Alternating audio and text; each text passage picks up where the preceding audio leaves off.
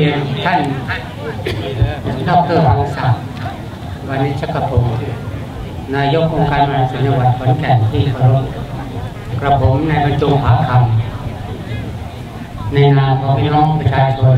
ในเขตเทศบาลตำบลศรีชมพูทั้ง5 หมู่บ้าน 9 ชุมชนรู้สึกดีใจและภูมิใจที่ท่าน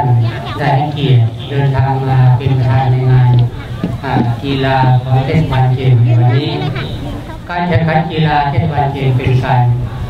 แข่งขันเพื่อที่จะให้พี่น้องประชาชนได้เกิดความรักความสามัคคีได้มีเวลาออกกำลังกายระหว่างเว้นจากการทำไร่ทำนาเพื่อเป็นการกระชับไมตรีระหว่างชุมชนต่อชุมชนการแข่งขันเทศบาลเชียงในปีนี้จะทำการแข่งขัน2 วันคือวันนี้วันที่ 25 และวันที่ 26 อีกวันหนึ่งบัดนี้ก็ได้เวลาอันสมควรแล้วกระผมขอการเชิญท่านประธานได้กล่าวแสดงความรู้สึกเปิดงานกีฬา